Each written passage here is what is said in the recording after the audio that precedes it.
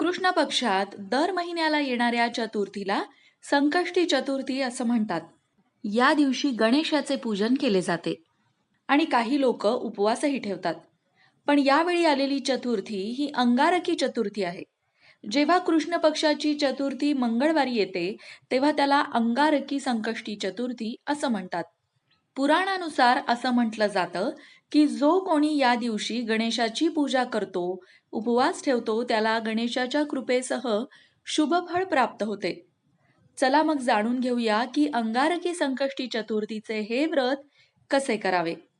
चतुर्थीच्या दिवशी सकाळी उठून पाण्यामध्ये काळे तीळ टाकून स्नान करा. गणपती बाप्पाची षोडशोपचार पूजा करा. अथर्व शीर्षाचे पठणही नक्की करा. गणेशाची पूजा केल्यानंतर उपवास करण्याचा लाभ घ्या. चतुर्थीचा उपवास हा रात्री चंद्रदर्शन करूनच सोडायचा असतो. दिवसभर तुम्ही फलाहार किंवा दूध घेऊ शकता. संध्याकाळी चंद्रदर्शन झाल्यानंतर गणपती बाप्पाची पुन्हा एकदा षोडशोपचार पूजा करून आरती करावी आणि त्यानंतरच उपास सोडावा. गणेशाची पूजा करताना लाल रंगाच्या आसनावर गणेशाची मूर्ती विराजमान करा. त्याला उदबत्ती, दीप, नैवेद्य, फळं, फुलं हे सगळं अर्पण करा. या दिवशी गणेशाला दुर्वा नक्की अर्पण करा. मंडळी, अनेक स्त्रिया आपल्या मुलांच्या कल्याणासाठी चतुर्थीचे हे व्रत करतात.